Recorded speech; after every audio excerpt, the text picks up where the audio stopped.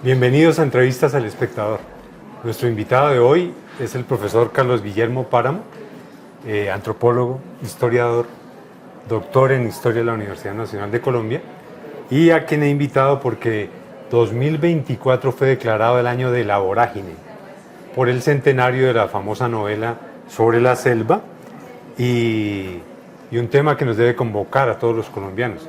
Al profesor Páramo tuve la oportunidad de conocerlo hace 10 años cuando fue curador precisamente de una gran exposición sobre la vorágine en la Biblioteca Nacional. Bienvenido. Muchísimas gracias, Nelson, y un saludo para todas y todos. Bueno, lo que nos convoca acá es una celebración doble, ¿no? El profesor trabajó y lideró en la Universidad Nacional la publicación de esta reedición de la edición original de la vorágine de 1924. Es este libro que se convierte para mí en una joya de la literatura nacional y a su vez en un libro de historia. Ya vamos a ver por qué. ¿Cómo fue este trabajo? Porque trabajaron varios profesores de la Universidad Nacional y lo que me interesó mucho es que cotejaron la versión original con los manuscritos que hay en la Biblioteca Nacional y que cualquier colombiano puede ir a mirar a la Biblioteca Nacional en el centro de Bogotá. Sí, señor. A ver, de la vorágine no escasean ediciones de toda índole. Valga decir, yo creo que tal vez pueda ser la novela más reeditada en la historia de la literatura nacional. No hay una sola librería, por no decir un solo agáchese, que no contenga una edición oficial o no oficial de la vorágine. Y hay algunas ediciones que son excelentes. El año pasado, por ejemplo, para no ir más lejos, la Universidad de los Andes produjo una espléndida edición cosmográfica con énfasis en el territorio y la geografía. Pero fundamentalmente la historia siempre ha sido la de montarse sobre la quinta edición que supervisó José Eustacio Rivera en 1928 en Nueva York. La vorágine, durante la vida de Rivera y durante el brevísimo lapso de 4 años en los cuales vivió Rivera, para supervisar su novela, experimentó un número enorme de correcciones que hacen que verdaderamente, aunque se trata de la misma novela, con los mismos párrafos y la misma trama, sea para ciertos fines sustancialmente distinta entre la primera del 24 y la del 28. Pues bien, la del 24, curiosamente, nunca había vuelto a hacer atención ni de el público lector general, y a veces había sido vista con algo de recelo y de desdén por parte de la crítica literaria, que se había quedado un poco conforme a la norma con lo que presuntamente era la última voluntad del autor. Pero es que la edición del 24 tiene unas características muy importantes que la hacen una novela sui generis y para ciertos fines mucho más vanguardista que la del 28. Decidimos en consecuencia que la mejor forma de conmemorar una novela que era decididamente importante para la Universidad Nacional era que en 2024 volviéramos a la edición del 24. Y para eso, ¿qué teníamos? No solo el desafío de curar la edición del 24, que nunca había tenido ese tratamiento, y asimismo poderla cotejar, que eso hasta la fecha nunca se había hecho, al menos en una edición de la novela, con los manuscritos de lo que equivalen a una segunda versión de trabajo de la primera parte de la vorágine y tal vez la primera versión de la segunda parte de la vorágine hasta la mitad, que están en la Biblioteca Nacional de Colombia y que justamente cuando se abrió aquella exposición de hace ya una década eran recientemente adquiridos por la biblioteca. De tal suerte que lo que buscamos hacer en compañía de Carmen Elisa Costa, directora del Instituto Cara y Cuervo, de Ginette Ardila, directora del Centro Editorial, y ella misma una aguda crítica literaria y maestra, Ángela Zárate, antropóloga, y con el acompañamiento también y la asesoría para fines del manejo del manuscrito y del texto del 24 de la profesora Norma Donato, tal vez la gran especialista en Rivera de nuestros tiempos, fue producir esta edición que es única en su género justamente porque es la del 24, porque tiene el cotejo con los manuscritos que tenemos en la Biblioteca Nacional y porque adelantó una serie de información adicional a guisa de pies, de notas al final del texto, que dan contexto histórico y que auscultan algunas de las primeras intenciones de Rivera y le dan una dimensión histórica. Como el objetivo de esta charla, de este reencuentro de los dos, es invitar a los colombianos a que se reconecten con la vorágine. Por ejemplo, ¿qué encuentra un colombiano que va hoy a la Biblioteca Nacional y quiere ver los manuscritos? ¿Qué hay ahí para ver? A ver, estos manuscritos son conmovedores, son fascinantes, partiendo de que se trata de una novela de indudable resonancia icónica en la identidad nacional. Por las razones que sean, nos haya gustado, nos haya traumatizado en el colegio, en algún momento de la vida, difícilmente la vida de la gran mayoría de nacionales en este país no ha pasado en algún momento u otro por la vorágine, siquiera porque la ha visto en alguna estantería, pero en muchos lugares de Colombia se aprende aún hoy en día con amor y se recita, etcétera. De tal manera que hay una relación que probablemente también está con la obra de García Márquez para otros fines y con otras obras, pero una relación afectiva profunda por las razones que sea. Y entonces encontrarse con el manuscrito y abrir este libro de cuentas que comienza efectivamente con el título La vorágine, que está superpuesto, está encima mejor de un tachón, y hay grandes especulaciones sobre cuál era el título original que pudiera existir para el manuscrito, y que a renglón seguido pues siga el orden canónico de la novela con la carta a Arturo Cova, con el fragmento de la carta de Arturo Cova, con la remisión de José Eustacio Rivera y con el famoso antes que me hubiera apasionado por mujer alguna, jugué mi corazón al azar y me lo ganó la violencia, pues es muy conmovedor porque, a ver, ¿qué pasa con estos manuscritos?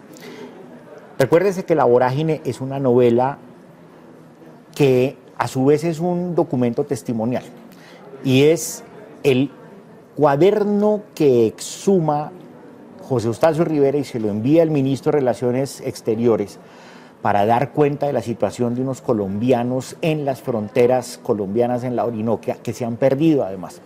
Este manuscrito está elaborado por un poeta que ha huido de Bogotá con su novia embarazada, que se llama Arturo Cova. Y entonces, cuando uno empieza a ver los manuscritos en la Biblioteca Nacional, uno verdaderamente ya no está leyendo a José Eustacio Rivera, uno está leyendo a Arturo Cova. De alguna manera uno se mete en el juego de la novela. Y hay un momento, ya cuando se adentra en la segunda parte, que probablemente Rivera la estaba escribiendo, era de primera inspiración, en la cual ya es Arturo Cova el que toma posesión, y entonces Rivera escribe, y Rivera tenía una primorosa caligrafía de abogado, y luego llega Cova febril a reescribir y tachonea, y terminan a veces siendo unos manuscritos casi que ininteligibles por la mano de tachaduras y el rapto de Cova que toma posesión de Rivera. Eso es muy interesante, pero asimismo en estos manuscritos que hay esbozos de mapas, croquis, listas de mercado para las cosas que se van a llevar a la selva, etcétera. Esto es algo que ha trabajado muy sistemáticamente Norma Donato, que ya había mencionado, que nos ha acompañado y que verdaderamente tiene, digamos, esto un palimpsesto, es un texto que tiene 5 o 6 niveles de lectura e interpretación. Y para celebración doble, pues el profesor Páramo también trabajó en el equipo que constituyó la biblioteca La Vorágine. La biblioteca La Vorágine, los colombianos se la van a empezar a encontrar en todas las bibliotecas públicas con acceso gratuito. Son 10 libros que reúnen las miradas sobre la vorágine. Y, por ejemplo, él coordinó el libro 8. El libro 8 es muy interesante porque son los viajeros de la época de José Eustacio Rivera. Me interesó mucho y me interesó en especial que usted explicara que tenemos que empezar a mirar la vorágine de una manera más integral, porque a veces decimos, la novela de los llanos orientales, pero usted dice no, también hay que mirar la Orinoquia, también hay que mirar el Amazonas, como abrir nuevas puertas de lectura. Ese libro y esa biblioteca, ¿por qué la tomó por ahí? ¿Por qué quiso trabajar ahí? A ver, lo primero es resaltar esta iniciativa del Ministerio de Cultura y de las universidades nacionales, de la Universidad Nacional, de la Universidad de los Andes, de la Biblioteca Nacional de Colombia, pues que fue la que ejecutó el proyecto, de la Biblioteca Vorágine, en la cual se buscó darle justamente un contexto a la vorágine a través de una serie de obras importantes que dialogan algunas de estas inéditas, otras de estas clásicas, que arrojan luces de contexto sobre la novela. En este volumen octavo y en general en otros lugares, pues se buscaba hacer énfasis en algo que importa y que tal vez es una de las mayores justicias que le podemos hacer a Rivera, pero también a la historia nacional. De manera explicable pero injusta, solemos pensar que la vorágine denunciaba los crímenes de la Casa Arana en el Putumayo. Por supuesto que los denuncia, pero lo que tal vez más le importaba a Rivera era decir, esto no solo pasó en el Putumayo. Ojo, compatriotas, esto está pasando o acaba de pasar en la banda orinoquense, y tal vez si Rivera hubiera tenido la inspiración entonces para hacerlo o lo hubiera buscado desarrollar en una obra que nunca produjo, él hubiera podido decir, esto también está pasando en el Perijá en estos momentos, esto está pasando en la Sierra Nevada en estos momentos, etcétera. Esto está pasando con las petroleras y hay mucha especulación sobre si Rivera escribió una novela sobre la cuestión petrolera que desapareció misteriosamente después de que él murió. Hay mucha discusión al respecto. Entonces, es importante que en este centenario pues, le demos un contexto más amplio. Uno de los... Es decir, la banda orinoquense es donde la zona de Bichada, Guainía, Baupés, Guaviare es verdaderamente la gran región donde ocurren 3/4 partes de la acción importante de la novela, y es un lugar hacia el cual debiéramos volcar más la mirada hoy en día. A veces pensamos, por ejemplo, claro, hay que festejar el lanzamiento de la vorágine en La Chorrera y hay una serie de actos que es un lugar donde hay una comunidad y un resguardo huitoto muy importante y que fue el lugar donde estaba una de las estaciones mayores y más terroríficas de la Casa Arana, y está muy bien hacerlo, pero la vorágine hay que celebrarla en Puerto Inírida, por ejemplo. O sea, para Puerto Inírida, para esta región del Guainía o para esta región del Bichada, la vorágine es un sitio, es una novela absolutamente propia, íntima, eso ocurre allá. ¿Cuándo leyó usted por primera vez La vorágine y por qué despertó esa pasión que le siente uno cuando habla de ella? Bueno, cada quien tiene su historia con la vorágine, alguna gente, como decía, la sufre mucho. Yo tuve la fortuna de que no me la asignaron en el colegio. Otra gente la leyó en el colegio y le gustó, otra gente la odió, otra gente simplemente la leyó por deber y la consignó al desván del olvido, como ocurre con muchas de estas novelas.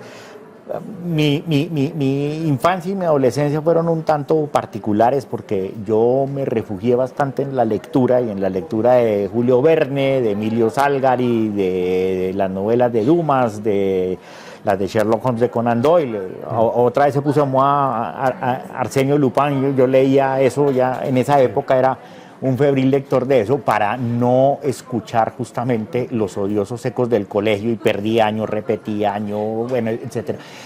Pero cuando perdí año, pues claro, ya la señal que me habían dado en todos lados, comenzando por mis padres, era ya estuvo bueno de lectura, hay que salvar el año que va a repetir. Y frente a esa veda, empecé yo a leer clandestinamente La vorágine, por recomendación o por instigación más bien de un tío mío que había vivido en la selva y en el llano.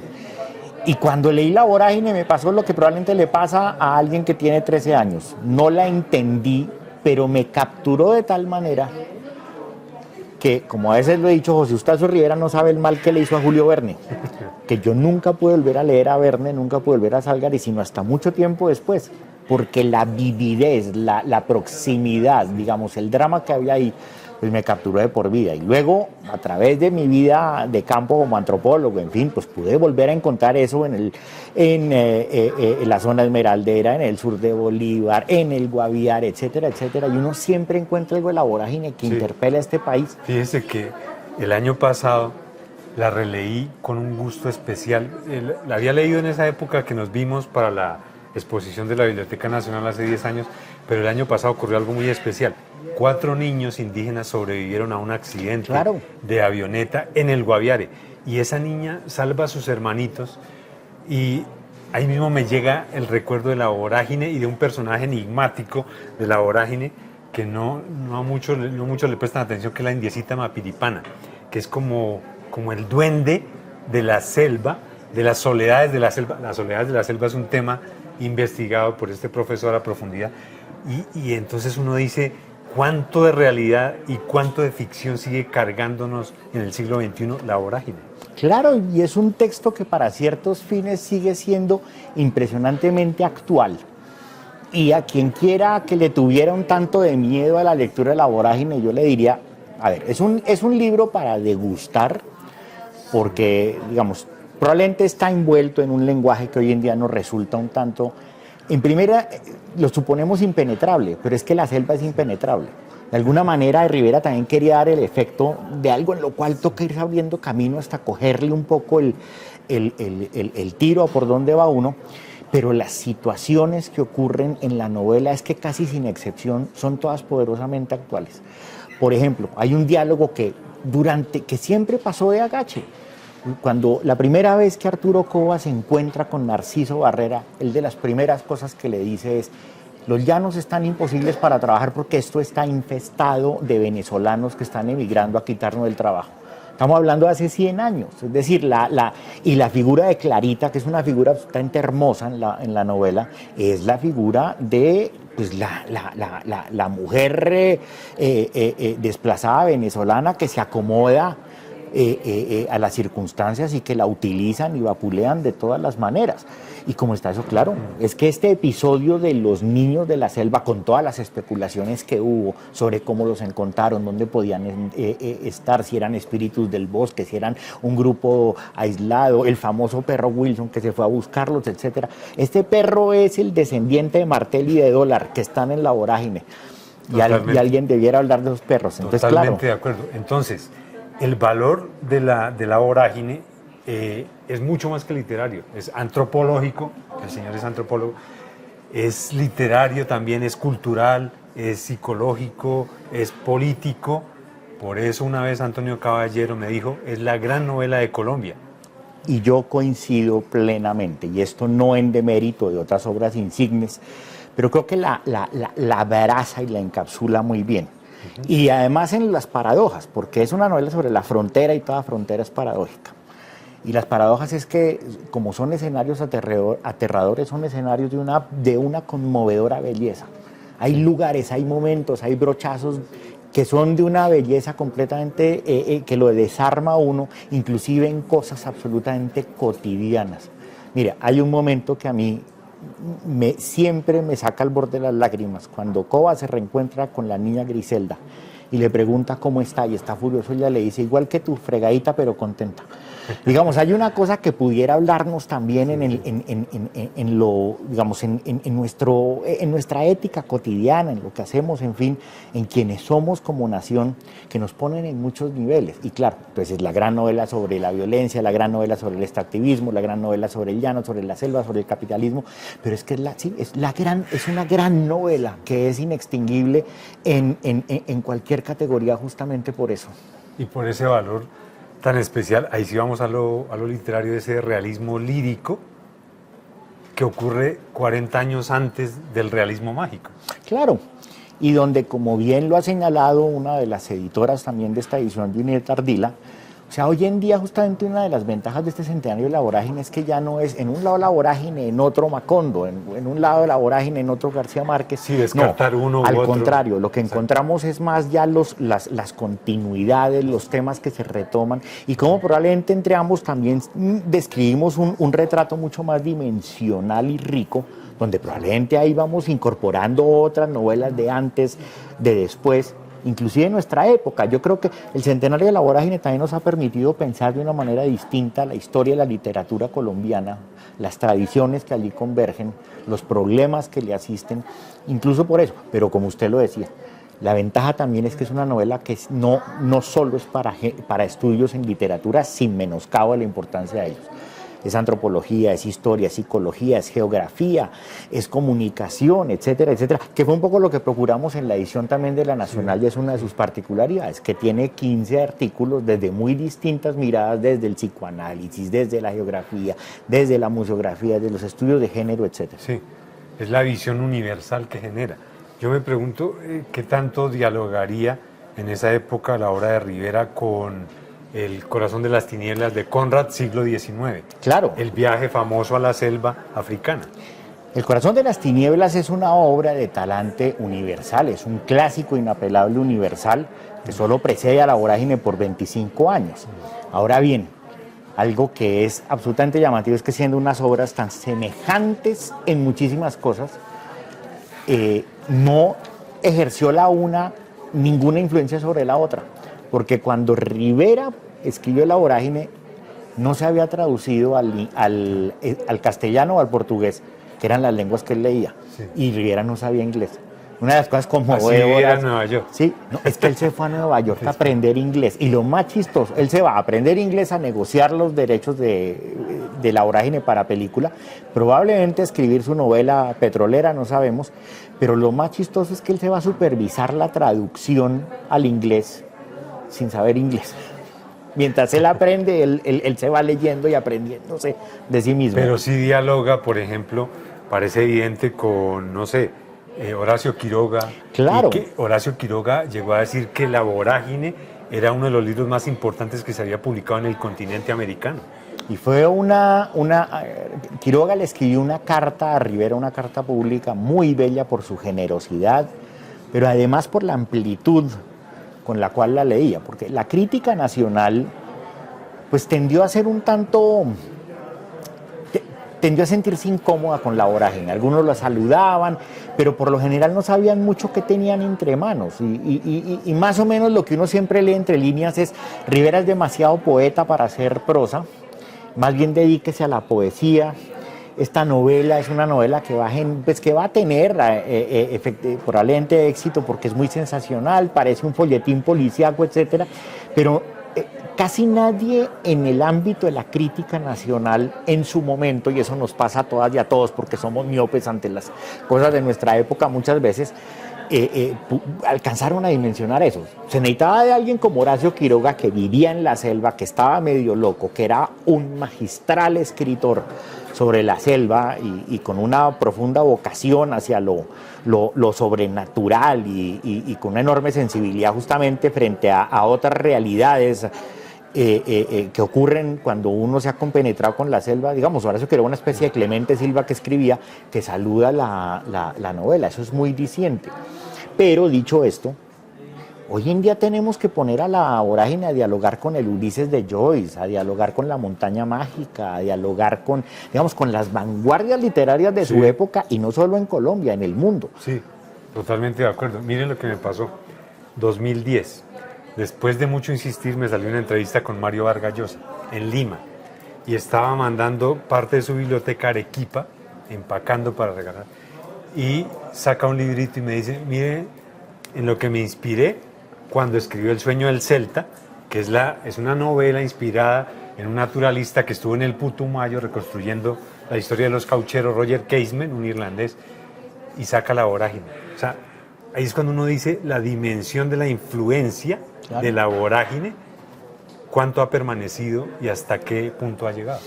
Y es más, porque El sueño del Celta es una novela sobre el Putumayo, sí, que claro, pasa por los mismos senderos de La Vorágine, pero es que Vargas Llosa es hijo directo, es que se le nota la cara del papá cuando escribe La Casa Verde, que es una obra selvática, que está en la mejor tradición de la novela de la selva de la Amazonia peruana. De tal manera que sí, esos linajes se vuelven importantísimos. Lo mismo con Los Pasos Perdidos de Alejo Carpentier, que ocurre en una zona parecida. Es decir, hay grandes obras de la literatura latinoamericana que hacen muy mal en esconder la paternidad de La Vorágine, sin nunca tampoco fusilarla, que eso es lo interesante. Ahora, claro que es la gran novela sobre la violencia y también tenemos que seguirla estudiando como tal, ¿no? No hay que olvidar que según los historiadores, por el fenómeno de la Casa Arana, murieron al menos unas 70.000 personas, ¿no? Y que esa violencia ha venido transformándose en la selva. Después vino la guerrilla, los narcotraficantes, los paramilitares, hoy en día las mafias de la madera y la minería. O sea, seguimos jugándonos el corazón al azar y nos sigue ganando la violencia. Claro, y ahí hay cuando menos 3 claves que ayudan a adelantar una lectura de La Vorágine. La primera es la dimensión histórica, y es que sigue siendo si no el único, porque hay muchos, pero el más poderoso retrato que existe en las postrimerías de la penetración peruana del Putumayo para extracción cauchera, que retrata, acaso con más finura, cómo ocurre un proceso extractivista.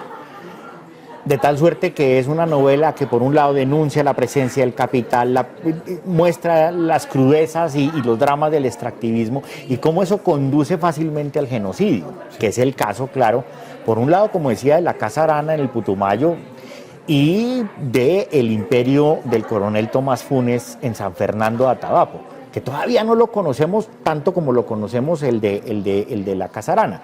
Pero por otro lado, que a mí me parece que es algo que a veces se nos escapa, es que la vorágine nos muestra que el drama de eso es que eso no es una gente mala que se metió a la selva a matar indios.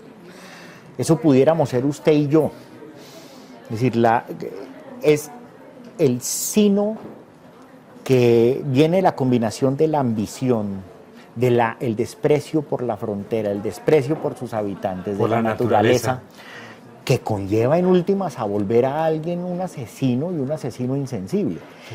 En los manuscritos de la vorágine, no tanto en la novela, uno va viendo rápidamente cómo el protagonista se va degenerando moralmente al punto de que a medio camino él dice: a mí ya no me vale en absoluto matar a una persona y mucho menos un indio.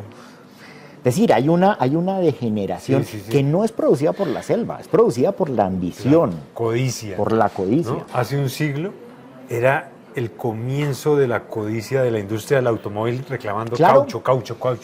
100 años después estamos viendo la codicia del coltán que se necesita para los teléfonos celulares, ¿no? Por eso eso tiene que ver con la vigencia misma de la mirada de la vorágine, ¿no? Y es el coltán, pero inclusive usted lo pudiera ver en otros ámbitos, es la codicia, o sea, la codicia del conocimiento. Hoy en día hay una economía extractiva del conocimiento también, y que, digamos, conforme nos vamos doctorizando y es una sociedad con más títulos, etcétera, ahí también se generan otros mecanismos extractivos que producen otros tantos vicios de deshumanización. Sí, bueno, pero a propósito de doctoritis, usted es doctor en historia, usted es el decano de Ciencias Humanas y la semana pasada estuvo en el Congreso Nacional explicando por qué es necesario replantear la mirada como colombianos y está liderando esa misión Ciencias Humanas. Cuénteles a nuestros seguidores qué es eso y cómo dialogaría con este espíritu que queremos transmitir de la vorágine. Muchísimas gracias y le agradezco muchísimo esa pregunta que creo que es muy importante y dialoga muy bien con el espíritu de este año vorágine por varias razones. Que yo comenzaría desde un poco lo que pareciera pequeño y anecdótico a lo grande muy rápidamente, y es que, a ver, yo quería en primer lugar, un poco haciendo la transición con la vorágine, precisarle a quienes aquí nos acompañan, y es ¿por qué para la Universidad Nacional es tan importante la vorágine? Porque José Eustacio Rivera fue egresado de la Nacional, primer asunto, abogado, se graduó en 1917 de la Facultad de Derecho y Ciencias Políticas, eso ya es importante, pero tanto más porque la vorágine es una obra que encapsula, que pone en una nuez el espíritu de la Universidad Nacional. Su preocupación por las fronteras, su preocupación por cómo se construye nación, su preocupación por la diversidad, su preocupación por el conflicto, su preocupación por las relaciones con la naturaleza, etcétera, etcétera, etcétera. Es decir, el espíritu con el cual crece una Universidad Nacional que es de todas y es de todos, porque es la gran universidad pública del país, pero además es la universidad sui generis que tiene como misión construir nación y ser el órgano asesor del Estado para tal fin. Pues como muchas otras universidades, pero esta fue construida como tal fin, para tal fin, se ve en la vorágine. Entonces, pues de ahí la importancia de reconocer como nuestra la vorágine, como nuestra en el sentido de que es la novela que nos representa también como proyecto de universidad. Y en ese mismo sentido, pues también lo vemos desde la Facultad de Ciencias Humanas de la Universidad Nacional, y esto es algo que ha sido fundamentalmente la idea genial de la maestra Alejandra Jaramillo, que es una insigne escritora también. ¿Colaboradora del Espectador? Colaboradora del Espectador, además, sí señor. Y es que es hora de que en el sentido más abierto, no de competencia, sino asumiendo un poco la vocería que nos corresponde como Universidad Nacional, pues podamos adelantar un proceso llamado Misión Ciencias Humanas que apela a que busquemos que la sociedad y el Estado reconozcan un lugar especial para las ciencias humanas, a través de una política que no solo es pública, a través de una serie de estímulos que le den fuerza a las ciencias humanas, que eleven su lugar en la sociedad. Este es un país que sería inviable sin las disciplinas sociales y humanas, donde no resolveríamos los problemas de la alimentación, los problemas del conflicto, los problemas de la convivencia, los problemas de la ciudad, etc. No me agotaré aquí en todas las instancias donde lo que hacemos psicólogas y psicólogos, antropólogas y antropólogos, historiadoras e historiadores, trabajadoras y trabajadores social, etcétera, etcétera, etcétera. Y me excuso con las disciplinas que no mencioné. Filósofos, literatos, etcétera, contribuyen justamente a generar los puentes de comunicación que permiten que el trabajo de arquitectos, de ingenieros, de médicos, de economistas, etcétera, tengan arraigo y puedan prosperar. O sea, toda nación es un proyecto de comunicación y para que haya comunicación se tiene que reconocer que hay realidades distintas que deben ser mediadas, deben ser traducidas, etcétera. Y ahí las disciplinas sociales y humanas son fundamentales para comenzar. Y lo cierto es que eso no se compadece con el lugar social donde todavía están. Digamos. Y después de esta audiencia en el Congreso, ¿qué sigue para concretar lo que ustedes pretenden? Claro, sigue una jornada pues ya de empezar a elaborar un diagnóstico con muchos elementos. Aquí ya vamos en yunta de manera decisiva con la Asociación Colombiana de Facultades de Ciencias Sociales y Humanas, que ya organiza todo el sector. Y viene un ámbito de reconocimiento nacional sobre muy distintos aspectos que deben ser tomados en cuenta para esta política. La financiación, la investigación, la creación, asuntos transversales como los problemas de género, digamos, y los problemas de región, en fin, porque la idea es que esto, corriendo contra el reloj, pues pueda entrar en la agenda legislativa, es decir, que se pueda adelantar, y en esto hemos tenido recepción de muchas y muchos senadores y representantes a la Cámara que pertenecen a muy distintos partidos, valga decirlo. A mí me preocupa mucho que el asunto no se asocie con una banda particular del gobierno o del Congreso, no, esto es algo que nos concierne a todos. O sea, va a haber un proyecto de ley. Sí, señor. Bueno, ¿y cómo, para ir redondeando, cómo se está enseñando ciencias humanas hoy en Colombia y qué debería cambiar ahí? Y utilicemos la vorágine también como un ejemplo de eso. ¿Cómo se enseña y cómo se debería enseñar?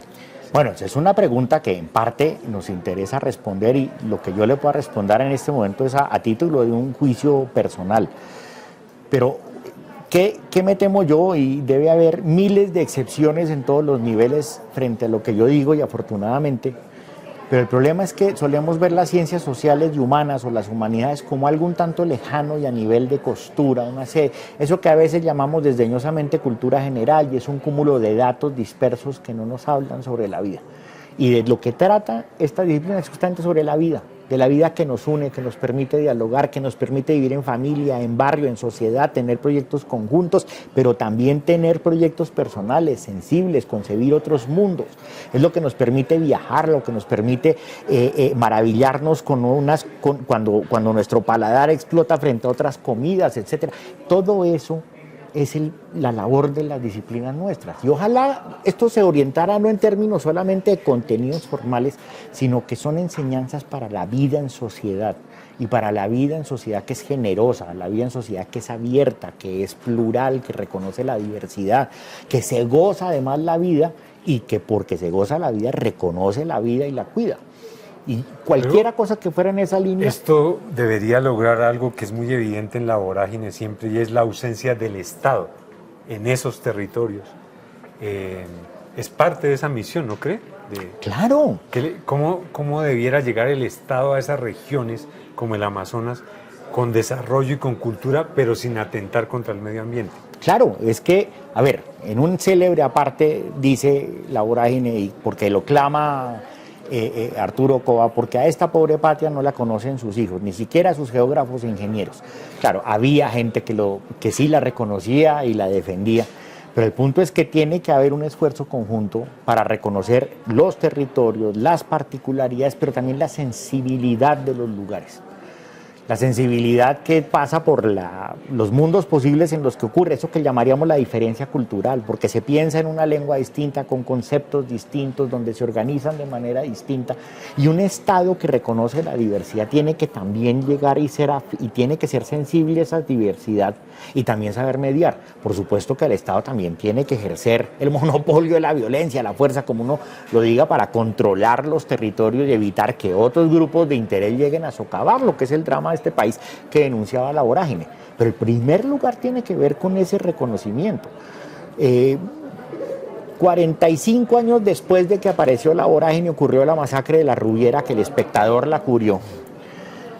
Y era cuando todavía en los llanos de Colombia está terminando el Frente Nacional, esto no fue hace tanto, unos llaneros convidaron a unos indígenas a un banquete con el fin de asesinarlos, como quien pone una trampa para cucarachas o para bichos, para luego deshacerse de ellos. Y la lógica era esa. Nosotros nunca sabíamos que matar indios estaba mal. Eso era limpiar la sabana justamente de unos seres que al contrario eran una amenaza.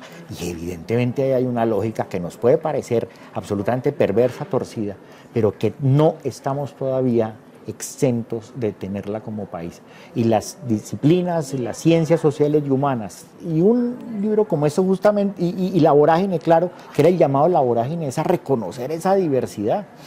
Y es una diversidad que no está justamente sobre la explotación, que tiene que interpelar justamente eso, que tiene que enfrentarla. Correcto.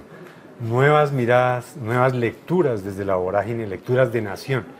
Pues le cuento que La Vorágine y el tema de la selva como inspiración literaria lo voy a proponer como mi tema para el semestre entrante en la Maestría de Escrituras Creativas de la Universidad Nacional. Estupendo. Y uno de los invitados será el profesor Páramo. ¿Se le mide? Me le mido, bueno, encantado siempre.